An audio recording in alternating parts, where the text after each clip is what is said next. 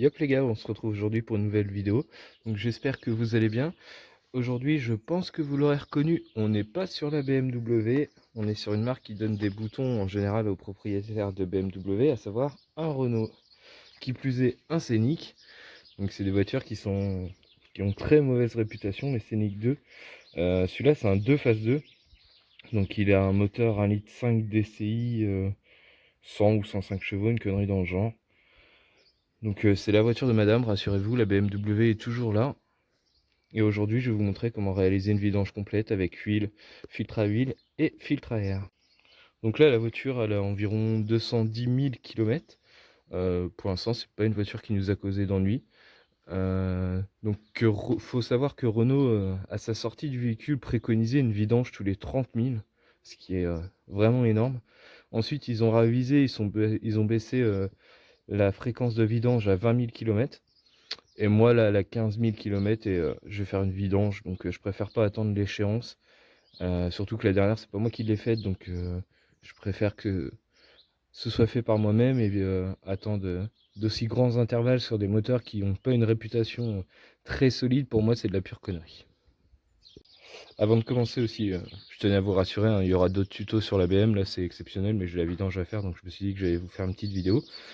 Pour la BM, j'ai des pièces en commande, j'ai les bras de suspension arrière qui sont en commande, donc vous aurez la vidéo bientôt. Je devrais récupérer un LCM la semaine prochaine, donc vous aurez la vidéo du changement du LCM. J'ai commandé du film aussi pour faire un covering à l'intérieur sur les baguettes intérieures. Et des ampoules LED anti-brouillard, car moi actuellement là j'ai pas du tout d'ampoules dans mes anti-brouillards. L'ancien proprio les avait cassés et du coup il n'y avait plus d'ampoules dedans. Donc j'en ai commandé. Problème, je me suis planté dans la règle. Donc si vous commandez des ampoules anti-brouillard pour votre E39 phase 2, visiblement ce serait des H8 et moi j'ai commandé des H4 et les H4 correspondent au PCM. Ce que n'a pas encore le E39, mais ça ne serait tardé. Voilà, donc la première étape, ça va être d'enlever toutes les vis des plastiques, là-bas, pour faire tomber le petit carter en plastique, là. Enfin, petit, il va jusqu'au bout quand même, jusqu'en dessous de la boîte. Donc, on va enlever toutes les vis pour faire tomber ça et avoir accès à la vis de vidange sur le moteur.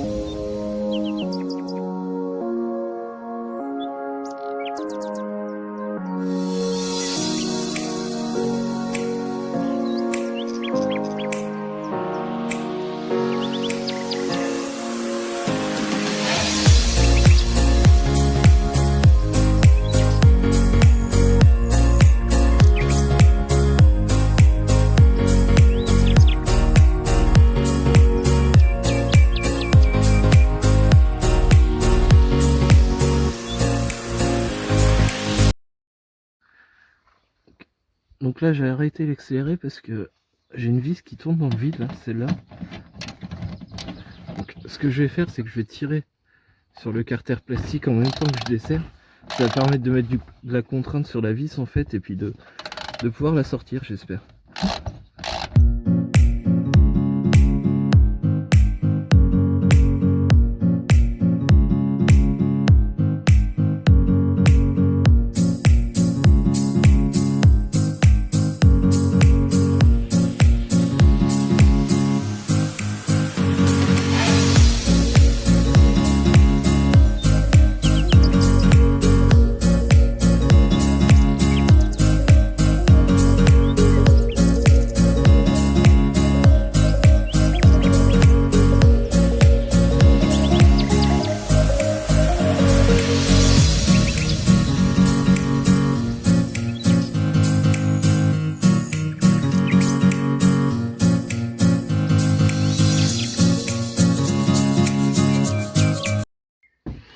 Les gars, donc j'ai réussi à enlever le carter mais pas la vis.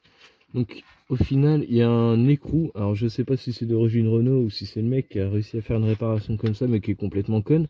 Il a passé un écrou au milieu de la traverse, donc là il y a quelque chose là, et il y a quelque chose aussi au-dessus. Donc du coup on peut pas attraper l'écrou. Pardon. On peut pas attraper l'écrou avec une clé. Donc la vis va rester là. De l'autre côté ils ont carrément pété le carter. Donc je pense qu'ils avaient pas réussi à l'enlever non plus, donc ils l'ont pété. C'est pour ça qu'en général sur les bagnoles kilométrées en fait vous retrouvez sans carter bien généralement, comme c'est le cas sur la BM. Moi je l'ai plus. Moi je vais quand même essayer de le remonter parce que ça fait plus propre, et surtout parce qu'on est sur une Renault et donc ça pisse l'huile.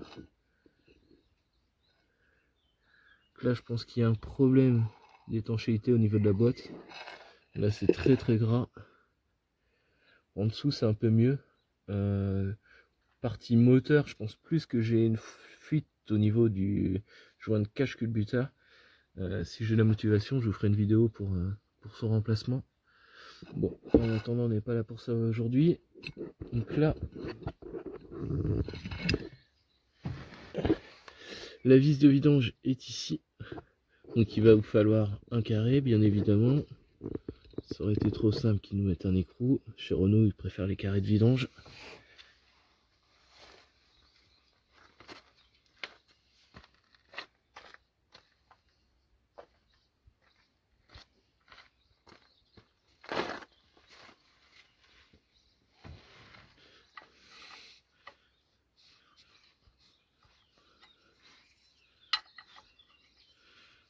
Celui-là, un peu de jeu. Hop. Voilà, c'est desserré. Je vais chercher mon bac. Donc là, la technique, si vous voulez éviter de vous en foutre partout, c'est de desserrer la vis. Je sais pas, desserrer assez.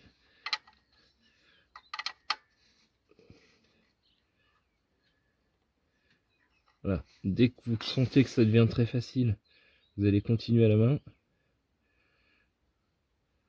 Et en fait, vous allez dévisser en appuyant sur la vis.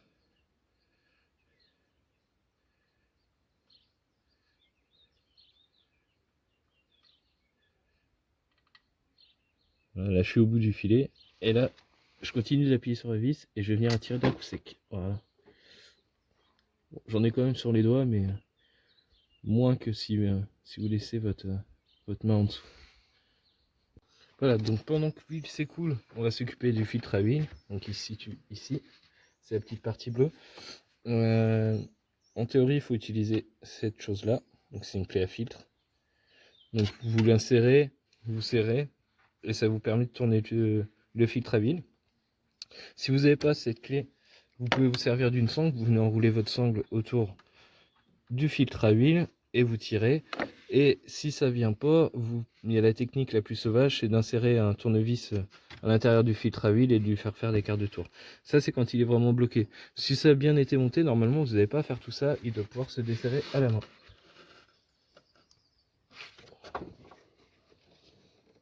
Voilà. Là, ça a été bien fait.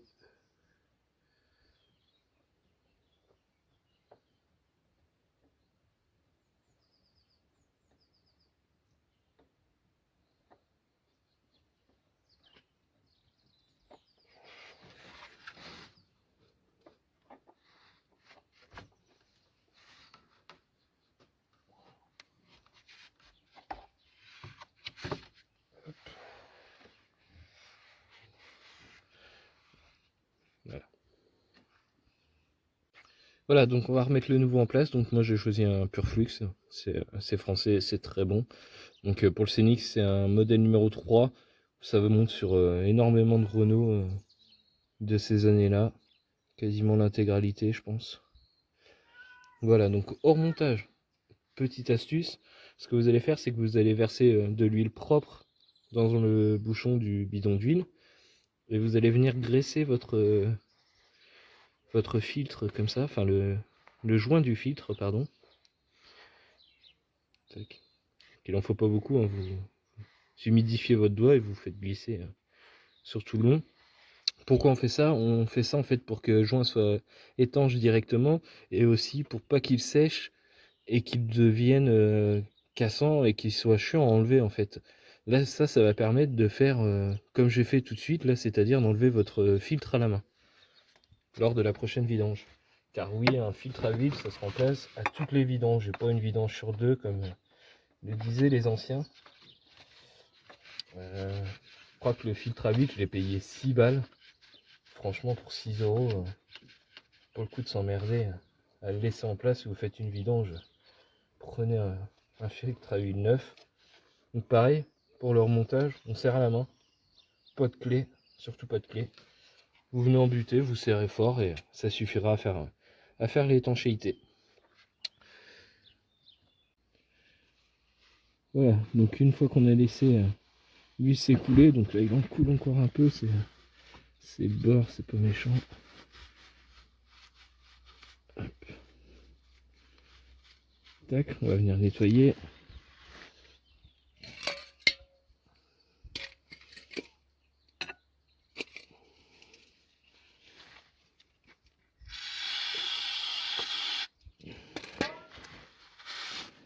Du nettoyant frein. Vous connaissez mon amour pour le nettoyant frein. Tac. On va venir remettre la vis.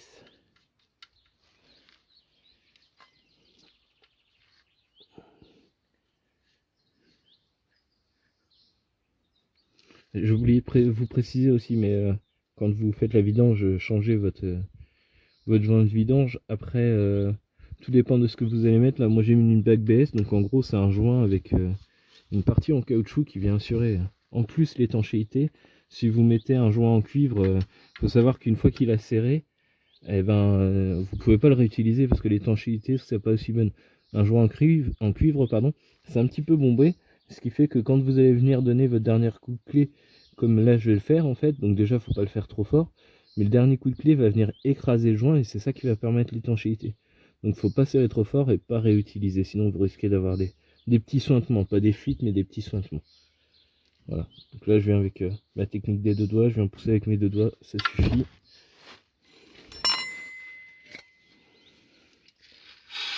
Voilà.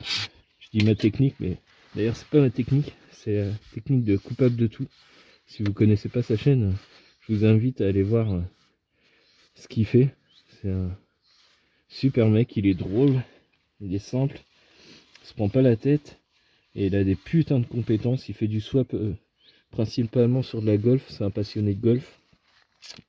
Là récemment il a fait une Audi aussi, une Audi A3, donc toujours dans le groupe Vague. Il sait vraiment de quoi il parle, il est impressionnant. Et voilà quoi, si vous savez pas quoi faire, allez faire un tour sur sa chaîne, vous verrez, c'est un autre domaine que ce que moi je fais, hein. C'est pas de la petite mécanique d'entretien, lui c'est du gros swap bien sale qu'il fait. Et moi étant passionné de Golf 2, je kiffe ses vidéos. Voilà, donc une fois que vous avez remis votre vis de vidange, vous allez pouvoir remplir l'huile. Donc la préconisation constructeur c'est de l'huile 530. Moi j'ai pris de la 540, pourquoi? Parce que le moteur a déjà plus de 200 000, c'est un moteur Renault donc il fuit. L'avantage du 540 à la place du 530, c'est que l'huile va être moins fluide, température moteur atteinte, c'est-à-dire que 5 c'est le grade à froid, 40 c'est le grade à chaud. Donc 5 pour simplifier, vraiment simplifier les choses, 5 c'est un fluide qui est proche de l'eau, quoi, c'est très liquide, et 40 ça va être un fluide qui va être proche d'une, je sais pas, d'une danette, quoi, en gros, vous voyez. Donc c'est la fluidité de l'huile, donc c'est vraiment imagé hein, ce que je dis, hein, c'est pas réellement comme ça. Donc l'avantage, c'est qu'on va garder la même lubrification à froid, pour éviter d'endommager le moteur à froid. Et une fois que le moteur est à température, il a besoin d'huile moins fluide. Donc la 40 va lui permettre de moins fuir en théorie, ce qu'on vérifiera plus tard. Voilà, donc on va finir par le remplissage. Vu l'accessibilité du remplissage, merci Renault, je vais utiliser un entonnoir. Je vous conseille de faire la même chose, ça vaut pas grand chose. Hop. Donc Renault indique 4,5 litres de capacité d'huile pour le moteur et 100 ml pour le filtre.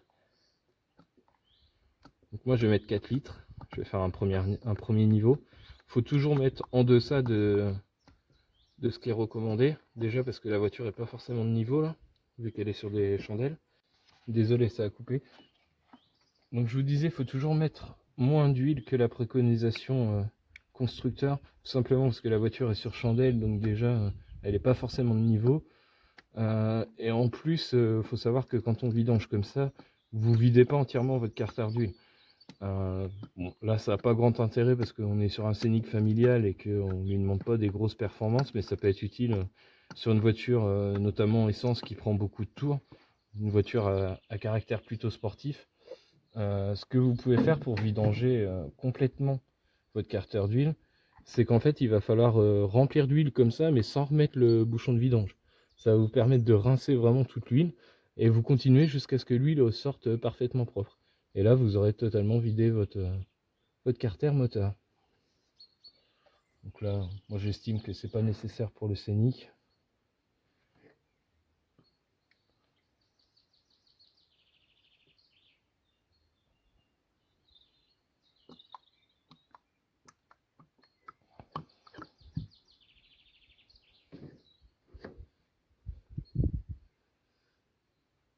Là c'est plus long que si vous versiez directement le bidon dans le trou, évidemment, parce que là j'utilise un entonnoir qui a un filtre en fait. Donc au bout de la goulette, là vous avez un petit filtre, petit grillage qui vous permet de ne pas faire rentrer de saloperies à l'intérieur de votre moteur. C'est pas négligeable non plus, c'est un peu plus long, mais le jeu en vaut la chandelle, comme on dit.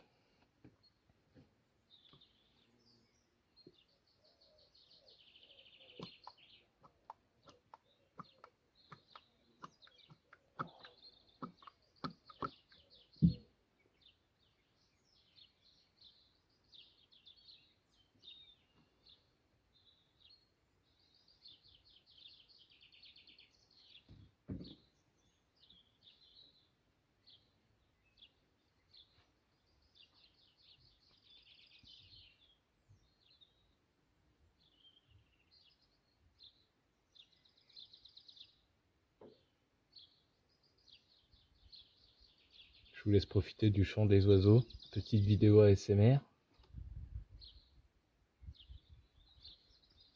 On est en Normandie, mais aujourd'hui il fait très beau.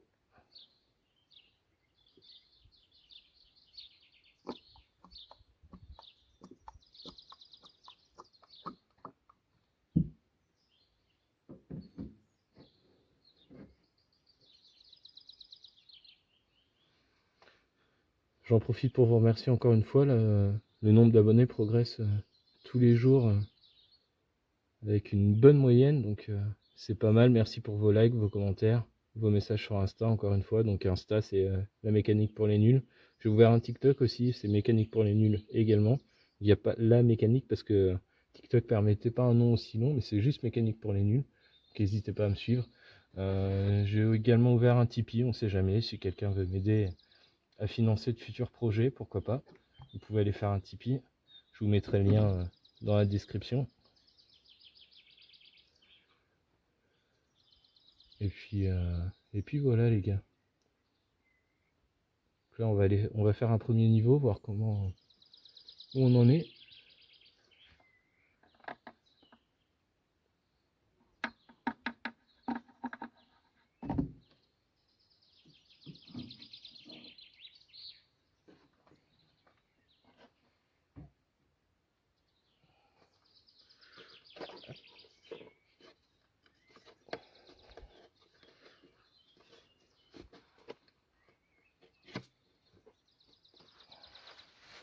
quand ma jauge est cassée, j'arrive plus à la tourner. Je suis obligé de forcer comme un dos pour la sortir. Hop. Normalement, vous êtes censé la tourner pour pouvoir la sortir. Bon, le mécanisme ne fonctionne plus.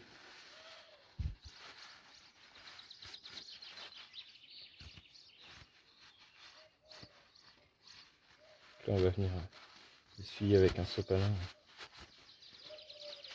toute l'ancienne huile.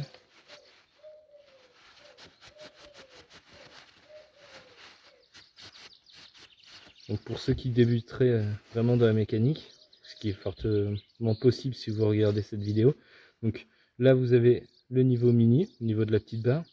Tout ce qui est quadrillé là, c'est entre mini et maxi, et le trait le plus haut de la jauge, c'est le niveau maxi.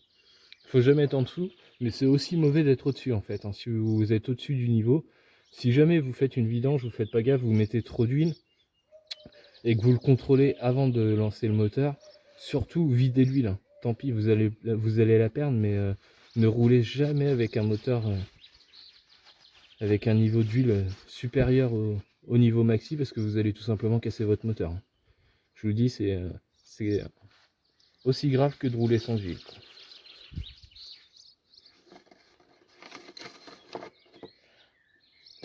Tac.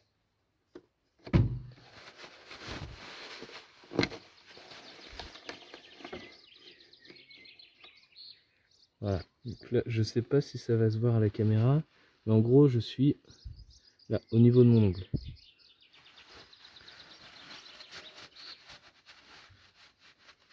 Je vais refaire un petit appoint.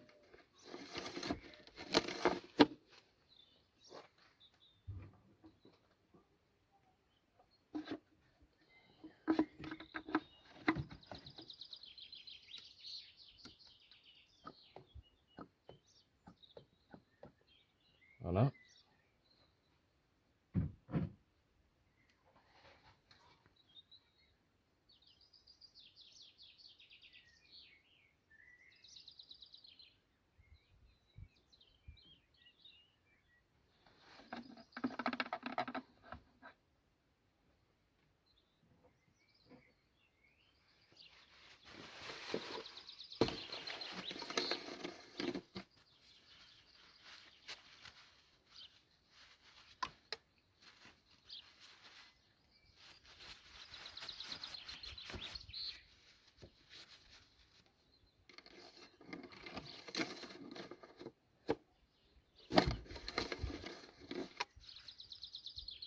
Voilà, donc là je suis à peu près à la moitié. Donc moi je vais me contenter de ça. Ce que je vous conseille de faire aussi, faire votre niveau à peu près à la moitié de la jauge. Le Scénic, je sais plus s'il a une jauge électronique, mais franchement, moi je m'y fie jamais, je préfère la jauge manuelle. Je crois que certaines voitures n'ont plus de jauge comme ça manuelle et n'ont que de l'électrique, mais si vous en avez une manuelle, utilisez plutôt la manuelle. Je vais redescendre la voiture, je vais refaire un niveau de contrôle, voir m'assurer que je suis ni en dessous ni au-dessus, faire une centaine de kilomètres et ensuite je vais venir faire mon dernier niveau. Pourquoi on fait ça? Ça permet en fait de, une fois que l'huile est chaude, de repasser partout et puis au moins après 100 km vous êtes sûr que l'huile s'est écoulée entièrement et là votre niveau sera bon. Voilà, pour la partie vidange moteur c'est fini et on va se retrouver ensuite pour la partie filtre à air.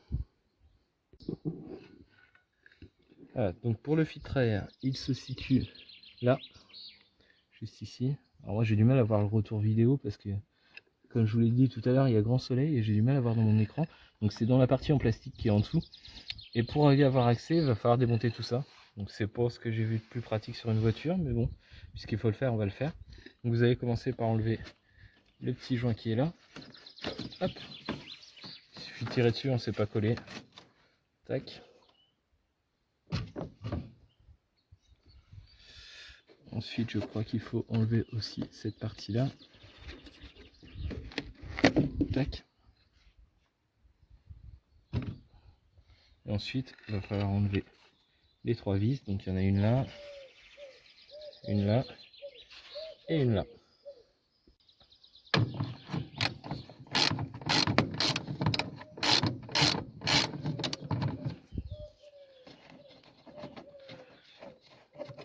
c'est des petits écrous en plastique, donc pareil, faites gaffe, hein. C'est toujours pareil avec le plastique, ça devient cassant avec le temps, donc forcez pas. Voilà. En l'occurrence sur le démontage, ça craint pas grand chose, c'est plutôt au remontage.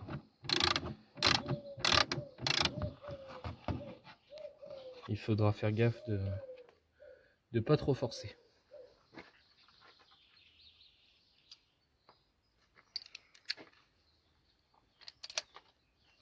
Je vais utiliser une rallonge, ça va être plus simple.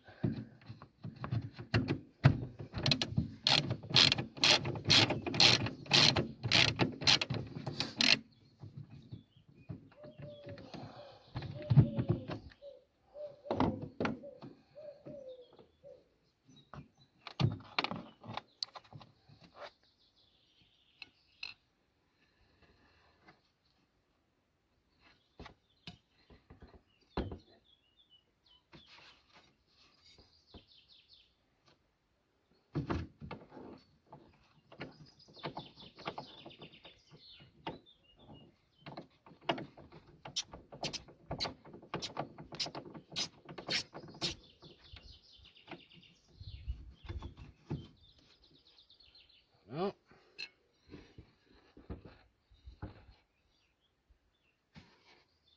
Donc ensuite, on va enlever ce cache en plastique. Il suffit de tirer dessus.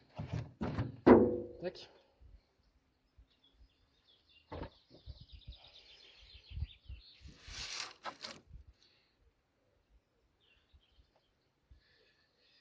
Et là, on va avoir accès aux vis qui maintiennent la tôle qui nous empêche de sortir le fil. Donc en l'occurrence, il y en a une là. Je vois quelque chose là, je ne sais pas si je vais réussir à vous le montrer. Là. Là en dessous du gras des essuie-glaces, mais ça a plus l'air d'être des... Ouais non, en fait ça vient s'emboîter dedans, donc là vous n'aurez pas à dévisser, mais il doit y en avoir une autre quelque part par ici, ouais, qui est juste ici. Là, je ne pourrais pas vous filmer l'accès, mais je vous montrerai où elle est, ça devrait vous suffire.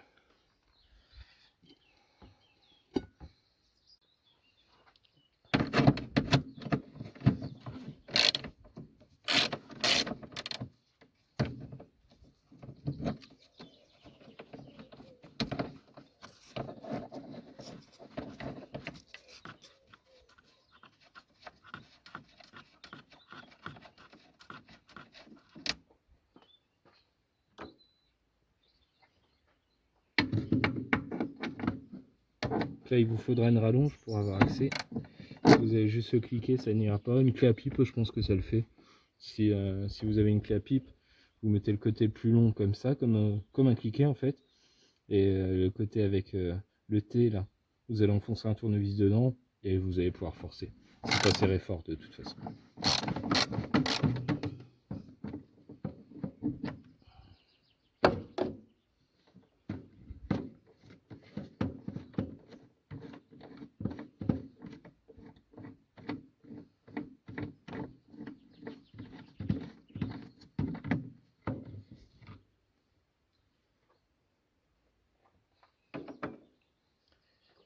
Voilà, une fois que ça c'est fait, on devrait pouvoir retirer la plaque.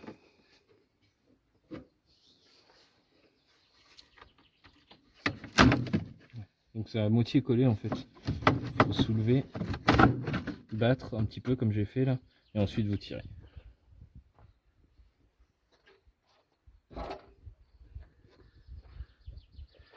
Et une fois arrivé ici, donc on a accès au filtre à air qui est juste ici. Là vous avez deux vis cruciformes, une ici et une ici. J'ai pas de tournevis, je vais en chercher un.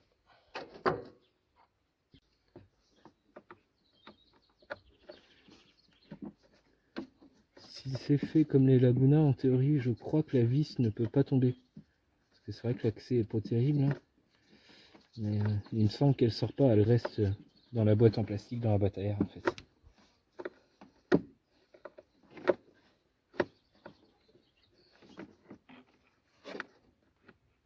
Ouais, c'est ça, je peux pas la sortir. C'est pour éviter qu'elle tombe tout simplement.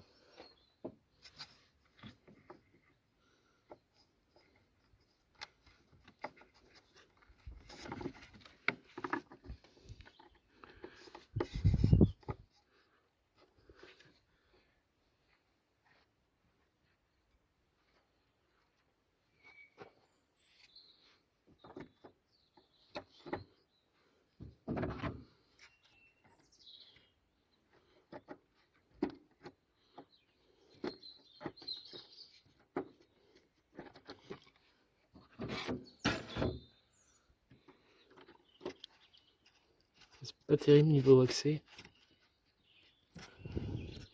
Ça va le faire quand même, mais il y a le calculateur qui gêne. C'est quand même pas de la grande conception.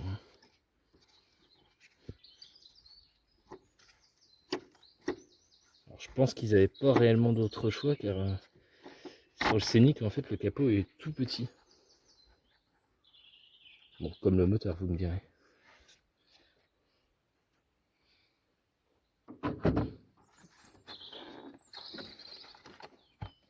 Hop, et là on va venir reculer un petit peu pour le décoller. Okay. Et tirer vers le haut.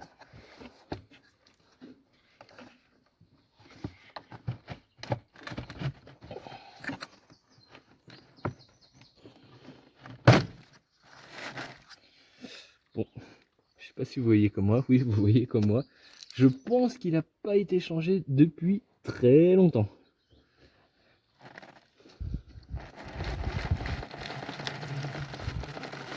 Oh là là, l'état. Vous laissez admirer. Là, ce que je vais faire, c'est que je vais nettoyer tout ça et je reprends après. En fait, je veux quand même vous montrer ce qu'il y a dedans parce que je crois bien que c'est la première voiture que je vois comme ça. Pourtant, j'en ai eu des voitures qui n'ont pas suivi un entretien régulier. Sachant que celui-là, on l'a acheté à un particulier, mais avec un entretien garage. Donc, tout est censé avoir été fait à temps.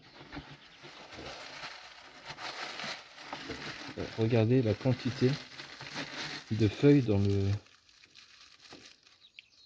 dans la boîte à air, quoi.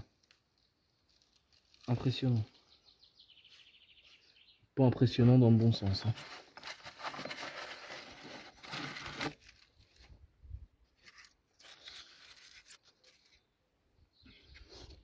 Bon, je me demandais ce que j'allais mettre en miniature, du coup j'ai trouvé.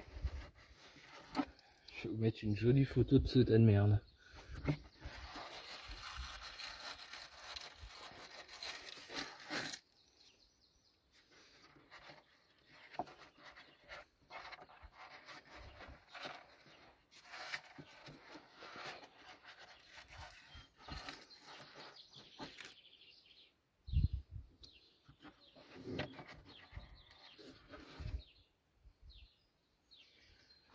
Ce qui est étonnant, c'est que le filtre est sale, mais il n'est pas non plus particulièrement sale. Ça, j'ai déjà vu bien pire. On va l'enlever de la boîte. C'est juste posé dedans. Hop, on peut tirer dessus, ça vient. Ah si, en fait, il est bien dégueu quand même. Ouais, si, il est archi cramé, hein. Quand c'est noir comme ça, c'est cramé, hein. Je vais vous montrer le nouveau tout de suite, vous allez voir la différence. Ouais les gars, donc je suis de retour. J'ai été me laver les mains pour manipuler le filtre à air neuf, c'est quand même mieux. J'ai pas beaucoup de recul, mais voilà en gros un filtre à air neuf, à quoi ça ressemble.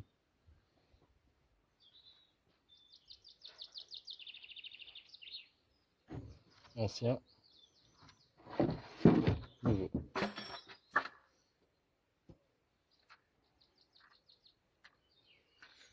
Donc là on va venir le replacer dans sa boîte. Ouais, je vais changer un peu l'angle, sinon vous n'allez rien voir. Voilà. C'est mieux comme ça. Ouais, ça a l'air mieux. Donc là, il est comme ça. Je vais reculer encore un peu.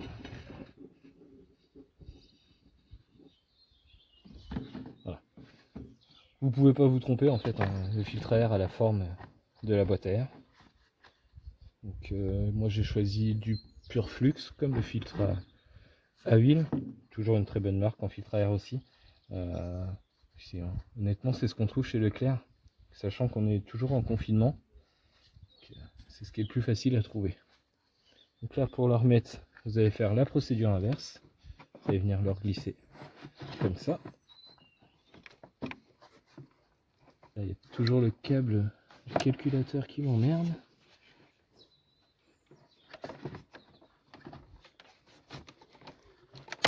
Hop.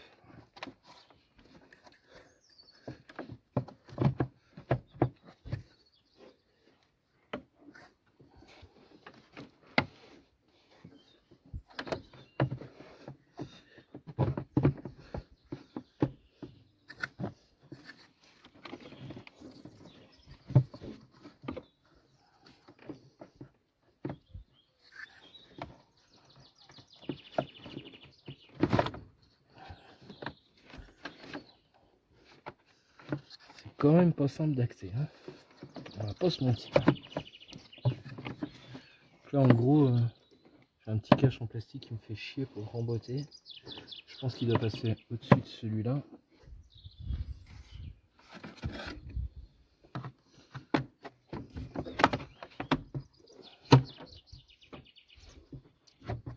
Voilà. Tac. Voilà, parfait. On va venir resserrer les vis.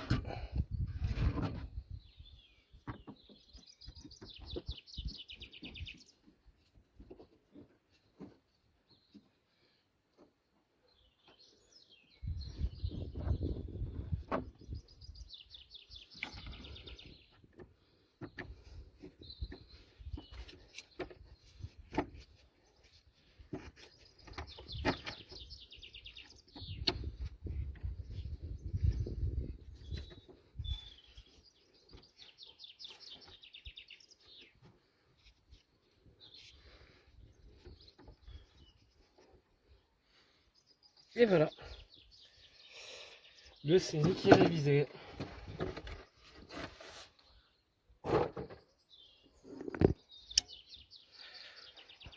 Donc habituellement je fais un petit tour avec la voiture pour contrôler que tout va bien. Bon, là je pense qu'un tour de scénic ça vous passionnera pas vraiment. On n'est pas dans la même catégorie que la BM. Merci d'avoir regardé la vidéo. N'hésitez pas à liker, vous abonner si ça vous a plu. Et on se retrouve pour une prochaine vidéo très rapidement. A plus les gars.